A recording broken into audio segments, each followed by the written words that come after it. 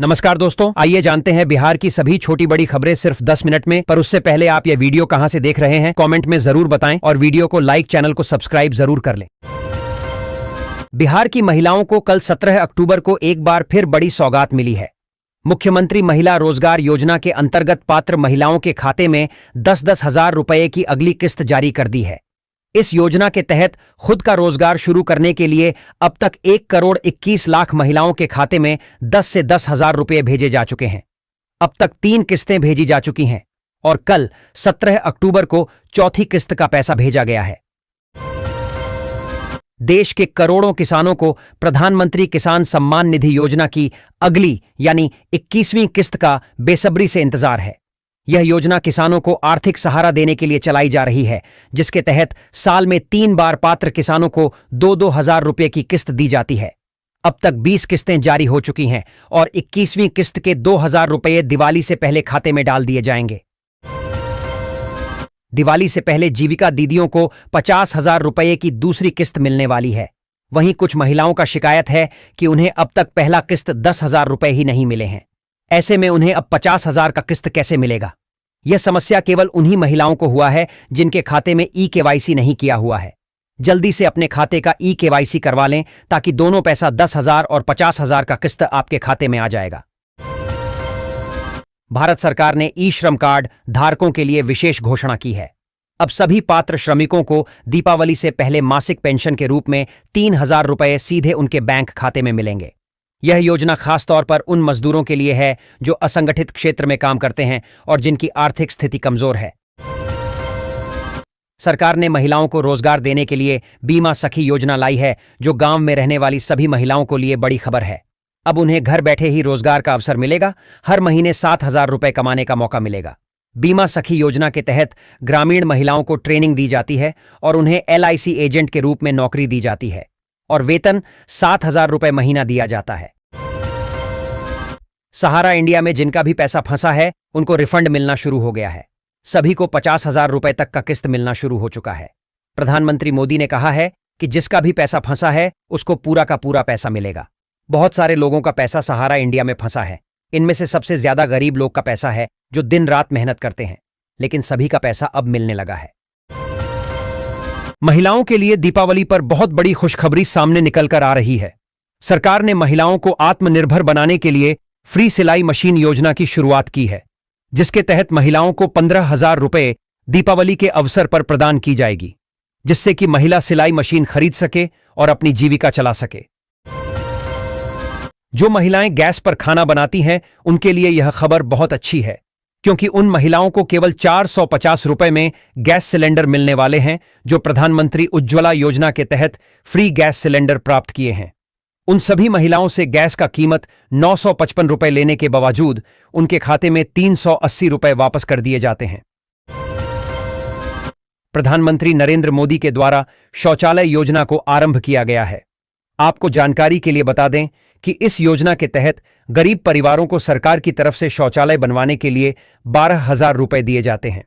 जिनको अभी नया घर मिल रहा है उन्हें साथ में शौचालय का भी पैसा मिल रहा है, लेकिन जो लोग छूट चुके हैं, जिनको बहुत पहले आवास मिला है, वे लोग इस योजना का लाभ ले सकते हैं।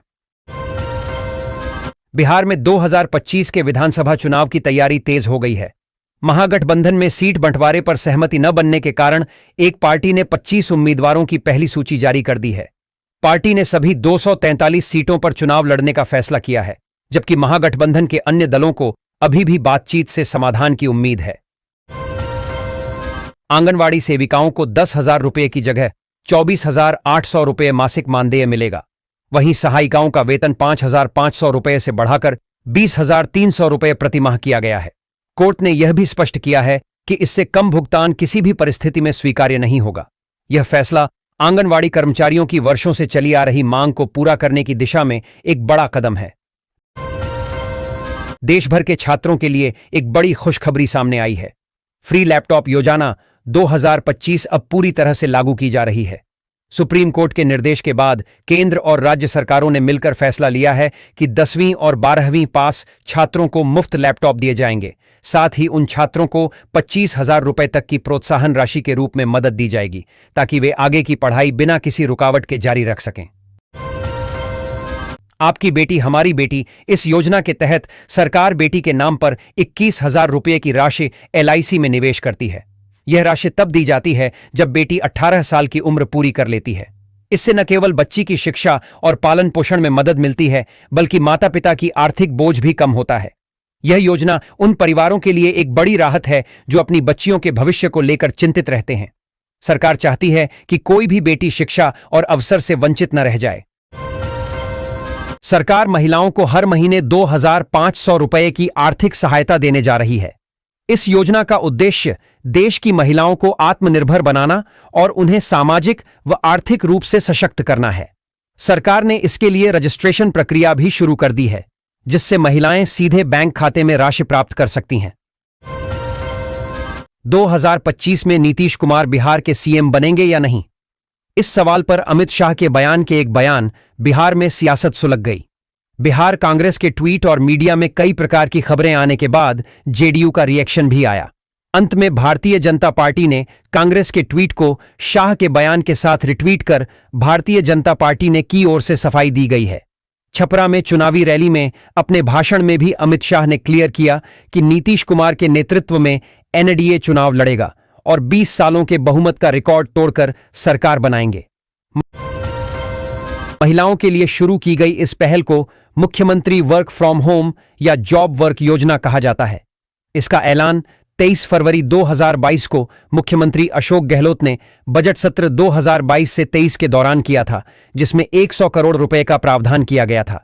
शुरुआती लक्ष्य 6 महीने में 20,000 महिलाओं को रोजगार देने का था, लेकिन अब इस योजना की अवधि बढ़ा दी गई है। PM सूर्य घर मुफ्त बिजली योजना के अंतर्गत सरकारी बैंकों ने सितंबर 2025 तक 5.79 लाख से अधिक लोन आवेदनों को मंजूरी दी है, जिनकी राशि 1,090 करोड़ 7 लाख रुपए है। इस योजना का उद्देश्य घरों को सौर ऊर्जा से सशक्त बनाना है। योजना के तहत घरों को अपनी छतों पर सौर पैनल लगाने के लिए सब्सिडी दी जा रही है, जिससे 1 करोड़ घरों को लाभ मिलने की उम्मीद है।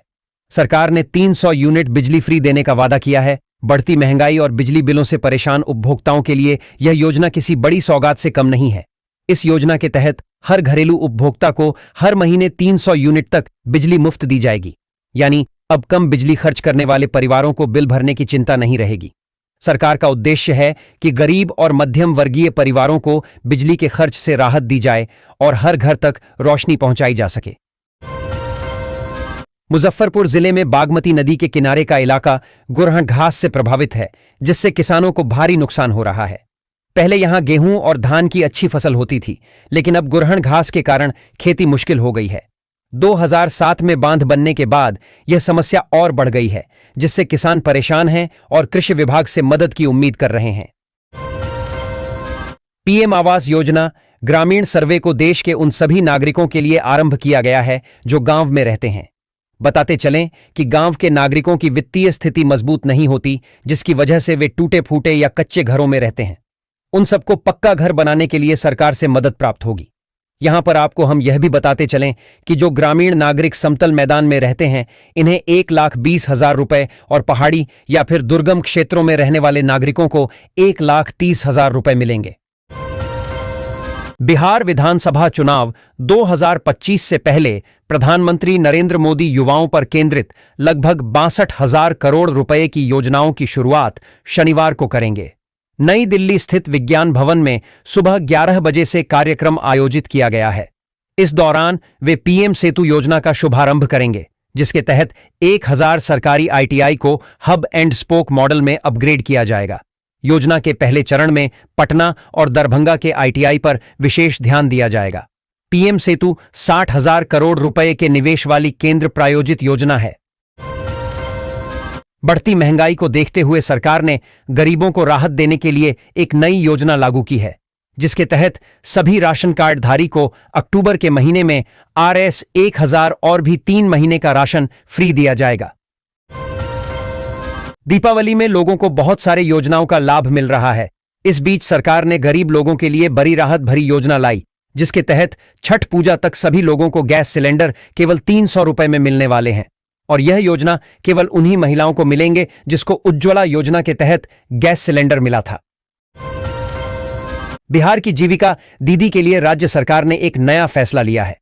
पहले जहां हर जीविका दीदी को 10,000 रुपए की आर्थिक सहायता दी गई थी, अब नियमों में बदलाव किया गया है। इस बदलाव का असर हजारों महिलाओं पर पड़ने वाला है। राज्य सरकार ने स्पष्ट किया है कि अब यह राशि केवल उन्हीं महिलाओं को दी जाएगी जो नए संशोधित पात्रता मानदंडों को पूरा करेंगी। धनतेरस 2025 में बर्तन बाजार में 5 करोड़ रुपए से अधिक के कारोबार की उम्मीद है।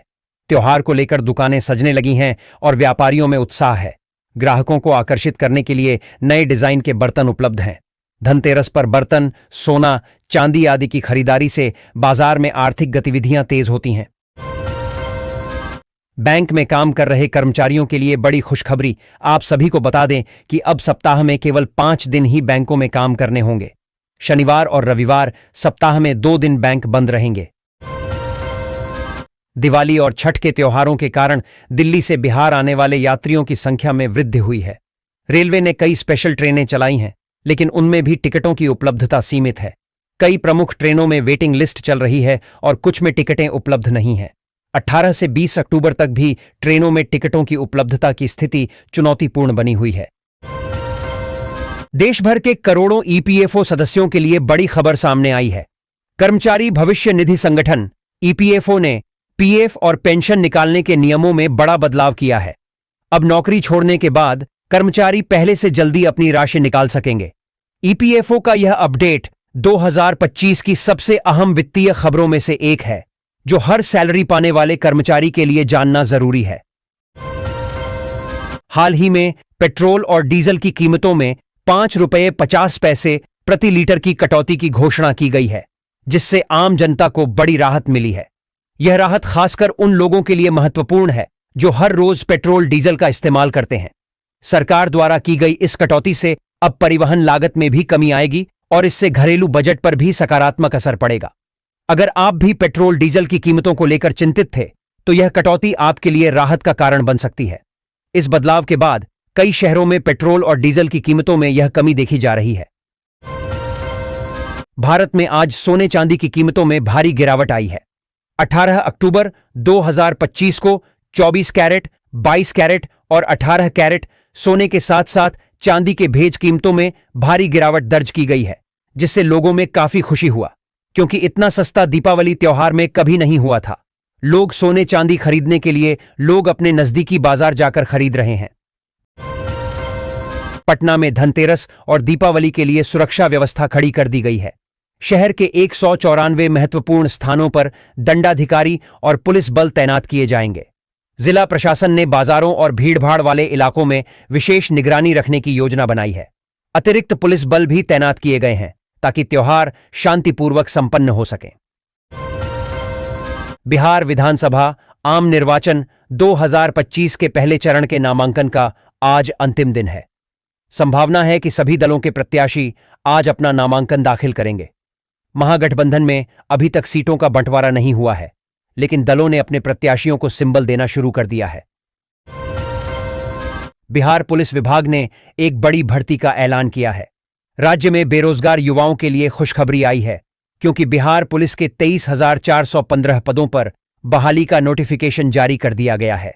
यह भर्ती प्रक्रिया central selection board of constable (CSBC) द्वारा आयोजित की जाएगी।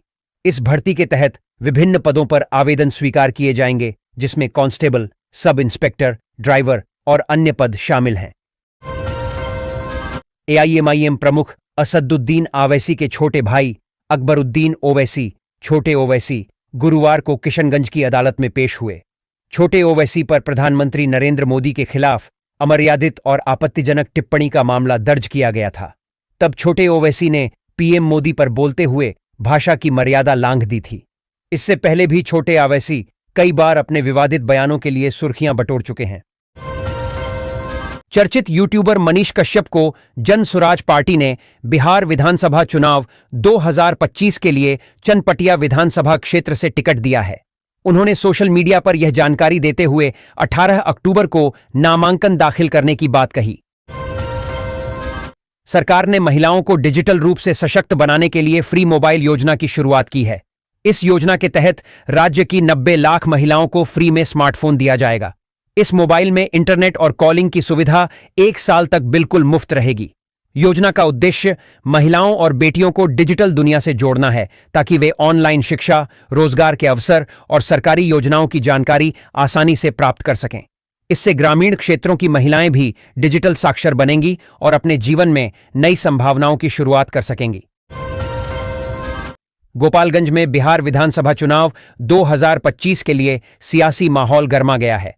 एनडीए और महागठबंधन से टिकट कटने के बाद कई नेता बागी हो गए हैं। गोपालगंज सदर से कुसुम देवी, बरौली से रामप्रवेश राय और रियाजुल हक राजू जैसे नेताओं ने निर्दलीय या अन्य दलों से चुनाव लड़ने का फैसला किया है। बागियों की एंट्री से चुनावी समीकरण बदल सकते हैं और वोटों का बंटवारा हो सकता है। केंद्रीय गृह मंत्री अमित शाह ने सारण में एक रैली को संबोधित करते हुए बिहार में भाजपा की सरकार बनाने का दावा किया। उन्होंने कहा कि भाजपा आगामी चुनावों में पिछले 20 सालों का रिकॉर्ड तोड़कर सबसे बड़ी बहुमत वाली सरकार बनाएगी। शाह ने विपक्षी दलों पर भ्रष्टाचार और परिवारवाद को बढ़ावा देने का आरोप लगाया और विकास के लिए भाजपा को समर्थन देने की अपील की। किशनगंज में चुनावी सतर्कता के दौरान पुलिस को बड़ी सफलता मिली। पुलिस ने 22.575 किलो गांजा के साथ 2 तस्करों को गिरफ्तार किया। गुप्त सूचना के आधार पर चलाए गए तलाशी अभियान में यह बरामदगी हुई। पुलिस ने मामला दर्ज कर आगे की जांच शुरू कर दी है। पुलिस अधीक्षक ने चुनावों को शांतिपूर्ण ढंग से कराने की प्रतिबद्धता जताई है। केंद्रीय गृह मंत्री अमित शाह ने बिहार के मुख्यमंत्री नीतीश कुमार से उनके आवास पर भेंट की, जिसके बाद राजनीतिक हलकों में अटकलें तेज हो गई हैं। इस मुलाकात को लेकर कई तरह की चर्चाएं हो रही हैं और राजनीतिक विश्लेषक इसके निहितार्थों का आकलन करने में लगे हैं। बिहार चुनाव के मद्देनजर यह मुलाकात काफी अहम मानी जा रही है। भाजपा प्रत्याशी विजय मंडल एक विधायक होने के साथ साथ किसान भी हैं। उनकी आय का मुख्य स्रोत खेती और वेतन है। उनकी कुल संपत्ति में कृषि भूमि शामिल है, जिससे उनकी आर्थिक स्थिति का पता चलता है। लोकसभा चुनाव में उपेंद्र कुशवाहा और पवन सिंह के झगड़े में शाहाबाद और मगध के इलाके में हार का सामना कर चुके एनडीए ने विधानसभा चुनाव में 37 राजपूत उम्मीदवारों को उतारा है, जबकि कोयरी जाति के 23 नेताओं को टिकट मिला है। छपरा में चुनावी रैली को संबोधित करते हुए गृह मंत्री अमित शाह ने शहाबुद्दीन का नाम लेकर आरजेडी पर हमला बोला। उन्होंने कहा कि आरजेडी आज भी शहाबुद्दीन के बेटे को टिकट दे तो बिहार सुरक्षित रह सकता है क्या? पश्चिम चंपारण जिले के वाल्मीकि नगर और रामनगर विधानसभा क्षेत्रों में महागठबंधन की स्थिति अभी तक स्पष्ट नहीं है। बगहा सीट से कांग्रेस नेता जयेश मंगलम सिंह और जनसुराज से प्रोफेसर नंदेश पांडेय को टिकट मिला है। वाल्मीकि नगर सीट से कांग्रेस नेता सुरेंद्र कुशवाहा खुद को दावेदार मान रहे हैं। नामांकन की प्रक्रिया में अब केवल 2 दिन ही शेष हैं, जिससे कार्यकर्ताओं में असमंजस है। राजद प्रत्याशी बीमा भारती ने रूपौली विधानसभा चुनाव के लिए नामांकन दाखिल किया। 5 बार विधायक रह चुकी बीमा भारती ने हलफनामे में अपनी संपत्ति का ब्यौरा दिया, जिसके अनुसार उनके पास 3,95,00,000 रुपए की चल अचल संपत्ति है। उनके पास कई गाड़ियां और हथियार भी हैं। उनके खिलाफ 3 मामले दर्ज हैं, जिनमें से किसी में भी दोष सिद्ध नहीं हुआ है। बिहार विधानसभा चुनाव के बीच अभिनेता मनोज बाजपेयी का एक एआई जनरेटेड वीडियो वायरल हो रहा है, जिसमें उन्हें एक राजनीतिक दल का समर्थन करते हुए दिखाया गया है। मनोज बाजपेयी ने स्पष्ट किया है कि उनका किसी भी राजनीतिक दल से कोई संबंध नहीं है। बिहार विधानसभा चुनाव 2025 के पहले चरण के नामांकन के आखिरी दिन महागठबंधन ने देर रात सीट बंटवारे का फार्मूला तय किया। वहीं अमित शाह आज चुनावी रैलियों को संबोधित करेंगे। सारण जिले में बिहार विधानसभा चुनाव का माहौल दिलचस्प हो गया है। छपरा सीट से खेसारी लाल यादव महागठबंधन और मढ़ौरा से सीमा सिंह एनडीए के उतरने से भोजपुरी सिनेमा का तड़का लग गया है। फिल्मी सितारों के प्रचार से भीड़ बढ़ने की संभावना है, जिससे प्रशासन के लिए सुरक्षा व्यवस्था बनाए रखना चुनौतीपूर्ण होगा। सबकी निगाहें भोजपुरी भाषी मतदाताओं पर टिकी हैं, क्योंकि ग्लैमर और राजनीति का संगम देखने को मिल रहा है। वीआईपी प्रमुख मुकेश सहनी ने बिहार विधानसभा का चुनाव लड़ने से इनकार कर दिया है। हालांकि वे महागठबंधन में बने रहेंगे। सहनी ने राज्यसभा जाने से भी मना कर दिया और कहा कि महागठबंधन की सरकार बनने पर वे डिप्टी सीएम बनेंगे। एनडीए बिहार विधानसभा चुनाव 2025 नीतीश कुमार के नेतृत्व में लड़ेगी। चुनाव बाद नीतीश कुमार एक बार फिर राज्य के सीएम बनेंगे या नहीं, इस पर केंद्रीय गृह मंत्री अमित शाह और परिवहन मंत्री नितिन गडकरी का बयान आया है। दोनों नेताओं ने कहा है कि चुनाव के बाद प्रक्रिया के तहत सीएम का चुनाव होगा। इस पर जेडीयू की प्रतिक्रिया आई है। पार्टी के मुख्य प्रवक्ता नीरज कुमार ने कहा है कि इसमें कोई विवाद नहीं है, नीतीश कुमार ही सीएम बनेंगे, लेकिन उन्होंने लालू यादव, तेजस्वी यादव समेत पूरे लालू परिवार को लपेटे में ले लिया है। सीवान में तेजस्वी यादव को चुनाव से पहले एक कोयरी नेता का नुकसान हो गया है। राजद के जिलाध्यक्ष बिपिन कुशवाहा ने गोरियाकोठी से टिकट नहीं मिलने के बाद पद और पार्टी से इस्तीफा दे दिया है। बिहार विधानसभा आम निर्वाचन 2025 के पहले चरण के नामांकन का आज अंतिम दिन है। संभावना है कि सभी दलों के प्रत्याशी आज अपना नामांकन दाखिल करेंगे। महागठबंधन में अभी तक सीटों का बंटवारा नहीं हुआ है, लेकिन दलों ने अपने प्रत्याशियों को सिंबल देना शुरू कर दिया है। रणजी ट्रॉफी में बिहार ने शाकिब के 10 विकेट की बदौलत अरुणाचल प्रदेश को एक पारी और 165 रनों से हराया। शाकिब ने गेंदबाजी में शानदार प्रदर्शन किया, जबकि बिहार की बल्लेबाजी भी मजबूत रही। अरुणाचल प्रदेश की टीम बल्लेबाजी और गेंदबाजी दोनों में ही कमजोर साबित हुई और उन्हें करारी हार का सामना करना पड़ था। खगड़िया के अलौली विधानसभा क्षेत्र से रालोजपा उम्मीदवार यशराज पासवान पूर्व केंद्रीय मंत्री पशुपति कुमार पारस के पुत्र हैं। पहली बार चुनाव लड़ रहे यशराज लगभग 3 करोड़ की संपत्ति के मालिक हैं, पर उनके पास अपना वाहन नहीं है। उन्होंने 2024 से 25 में 16 लाख से अधिक का आयकर दाखिल किया है। गोपालगंज में आगामी चुनावों के मद्देनजर जिला प्रशासन ने जनसभाओं के लिए हेलीपैड के आसपास 43 स्थानों पर अनुमति दी है। सुरक्षा और आवश्यक सुविधाओं को ध्यान में रखते हुए यह निर्णय लिया गया है। इन स्थानों पर पानी, बिजली और शौचालय जैसी सुविधाएं उपलब्ध कराई जाएंगी। अनुमति प्रक्रिया को भी सरल बनाया गया है ताकि चुनाव प्रक्रिया सुचारू रूप से चल सके। बिहार एनडीए ने इस बार 7 पूर्व सांसदों को टिकट दिया है, जिनमें से कई पहले लोकसभा चुनाव लड़ चुके हैं। जदयू ने चंद्रेश्वर चंद्रवंशी, महाबली सिंह और दुलाल चंद गोस्वामी जैसे नेताओं को मैदान में उतारा है, जबकि भाजपा ने सुनील कुमार पिंटू और रामकृपाल यादव को टिकट दिया है।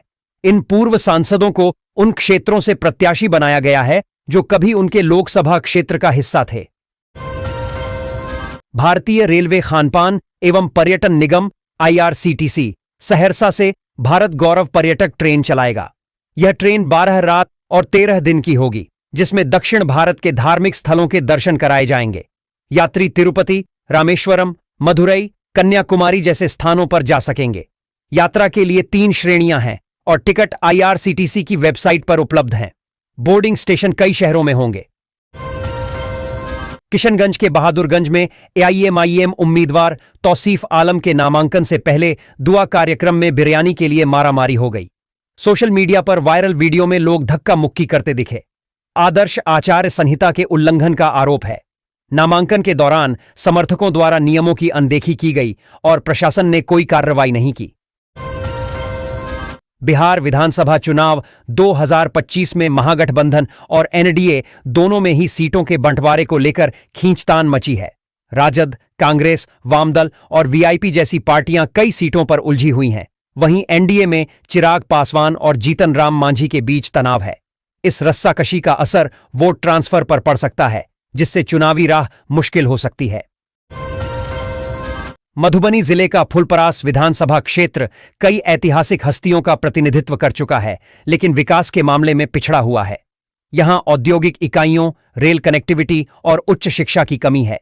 राजनीतिक रूप से कांग्रेस और जदयू का दबदबा रहा है, लेकिन 1995 के बाद समाजवादी विचारधारा से जुड़ी पार्टियां जीत रही हैं। आगामी चुनावों में जातीय समीकरण महत्वपूर्ण भूमिका निभा सकते हैं।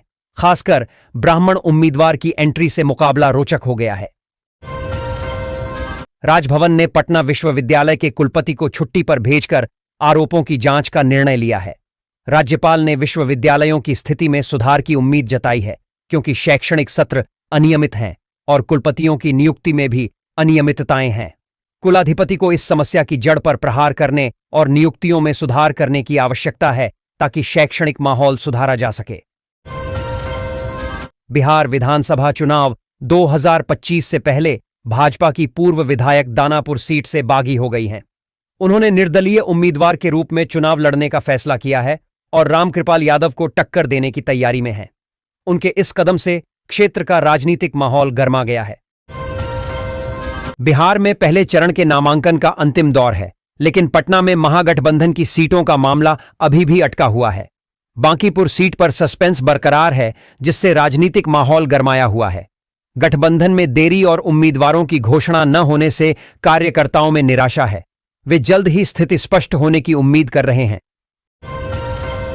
दरभंगा से बिहार विधानसभा चुनाव के पहले चरण के नामांकन के अंतिम दिन मंत्री जीवेश कुमार साइकिल से नामांकन करने पहुंचे। उन्होंने मां श्यामा मंदिर में पूजा की। अलीनगर से मैथिली ठाकुर, गौड़ाबौराम से मुकेश सहनी और पुष्पम प्रिया भी नामांकन के लिए निकले। ताजा खबरों के लिए जागरण के साथ जुड़े रहें। इस साल दुनिया भर के शेयर बाजारों में तेजी रही है। इसके कारण दुनिया के टॉप 20 अमीरों में से 18 की नेटवर्थ में तेजी आई है। सबसे ज्यादा कमाई के मामले में ओरेकल के फाउंडर लैरी एलिसन पहले नंबर पर हैं। इस दौरान माइक्रोसॉफ्ट के को फाउंडर बिल गेट्स ने सबसे ज्यादा नेटवर्थ गंवाई है। भोजपुर जिले का बड़हरा विधानसभा क्षेत्र इस बार भी सुर्खियों में है। भाजपा में टिकट वितरण से एक नेता बागी हो गए। राजद में पूर्व विधायक सरोज यादव ने टिकट न मिलने पर पार्टी को श्राप दिया और सोशल मीडिया पर नाराजगी व्यक्त की। उन्होंने बागी तेवर दिखाते हुए नामांकन भी दाखिल कर दिया, जिससे यह मामला चुनावी चर्चा का विषय बन गया है। औरंगाबाद के गोह विधानसभा क्षेत्र से चुनाव लड़ रहे उम्मीदवारों ने अपनी संपत्ति का ब्यौरा दिया है। भाजपा के रणविजय कुमार और बसपा के संजय कुमार धनी हैं, जबकि जनसुराज के सीताराम दुखारी गरीब हैं। रणविजय के पास करोड़ों की जमीन और सोना चांदी है, वहीं संजय प्रसाद के पास भी करोड़ों की संपत्ति है। सीताराम दुखारी के पास मात्र 22,000 रुपये हैं। समस्तीपुर में जदयू का दबदबा बरकरार है। पार्टी 7 सीटों पर चुनाव लड़ रही है। एनडीए में भाजपा को एक सीट सहयोगी दल के लिए छोड़नी पड़ी। जदयू ने ज्यादातर पुराने चेहरों पर भरोसा जताया है, जबकि भाजपा 2 सीटों पर चुनाव लड़ रही है। पिछले चुनाव में एनडीए और महागठबंधन ने बराबर सीटें जीती थीं। इस बार सभी पार्टियां अपनी सीटें बचाने की कोशिश में हैं। मधुबनी में महागठबंधन के भीतर सीटों के बंटवारे को लेकर अभी भी खींचतान जारी है, जिससे राजद और कांग्रेस के उम्मीदवारों की घोषणा अटकी हुई है। एनडीए ने अपने सभी उम्मीदवारों की घोषणा कर दी है, पर महागठबंधन में कई सीटों पर स्थिति स्पष्ट नहीं है। मधुबनी सीट पर असमंजस बरकरार है, जहां राजद के 2 नेताओं ने नामांकन के लिए रसीद कटवाई है। पप्पू यादव से पूछा गया कि पीएम मोदी से स्टेज पर क्या बात हुई, तो उन्होंने जवाब दिया कि हां, मेरी पीएम मोदी से बात हुई थी। उन्होंने पूछा कि कैसे हैं पप्पू, मैंने कहा कि हम ठीक हैं। उन्होंने मुझे कहा आई लव यू, मैंने कहा कि I love you too. Maharashtra के मुख्यमंत्री देवेंद्र फडणवीस ने कहा कि एनडीए सरकार में बिहार का विकास हुआ है। बिहार अब बीमारू राज्य से आगे बढ़कर जुझारू राज्य बन गया है। उन्होंने राजद नेता तेजस्वी यादव पर निशाना साधा और कहा कि एनडीए सरकार ने बिहार में चिकित्सा महाविद्यालयों की संख्या बढ़ाई है। हर साल 5,000 डॉक्टर तैयार होंगे। उन्होंने रत्नेश कुशवाहा को जिताने का आह्वान किया। बिहार चुनाव 2025 को लेकर राष्ट्रीय जनता दल आरजेडी ने अपने उम्मीदवारों की पहली सूची सामने आ गई है। आरजेडी ने कुल 46 सीटों पर प्रत्याशियों को बिहार चुनाव के लिए सिंबल दे दिया है। इस सूची में पार्टी के कई पुराने और दिग्गज नेताओं को टिकट मिला है, वहीं कुछ नए चेहरों को भी मौका दिया गया है। इस लिस्ट में भोजपुरी सुपरस्टार खेसारी लाल यादव का भी नाम है, जिन्हें आरजेडी ने छपरा सीट से चुनावी मैदान में उतारा है। बिहार में 2025 के विधानसभा चुनाव की तैयारी तेज हो गई है। महागठबंधन में सीट बंटवारे पर सहमति न बनने के कारण एक पार्टी ने 25 उम्मीदवारों की पहली सूची जारी कर दी है। पार्टी ने सभी 243 सीटों पर चुनाव लड़ने का फैसला किया है, जबकि महागठबंधन के अन्य दलों को अभी भी बातचीत से समाधान की उम्मीद है। राजस्थान की उपमुख्यमंत्री दिया कुमारी ने कहा कि बिहार में एनडीए सरकार विकास कर रही है। प्रधानमंत्री मोदी और मुख्यमंत्री नीतीश कुमार के नेतृत्व में विकसित बिहार का सपना साकार हो रहा है। अनुराग ठाकुर ने कहा कि बिहार विकास की रफ्तार पकड़ डीडीएच चुका है और जनता को लालू राज से मुक्ति मिली है। उन्होंने विश्वास जताया कि बिहार असेंबली इलेक्शन 2025 में एनडीए की सरकार बनेगी। बेगूसराय जिले के बछवाड़ा में महागठबंधन में दरार दिख रही है, जहां भाकपा और कांग्रेस के उम्मीदवार आमने सामने हैं।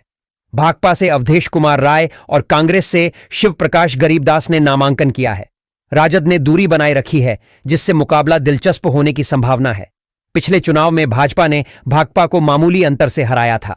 इस बार महागठबंधन के वोट बैंक बंटने से भाजपा को फायदा हो सकता है।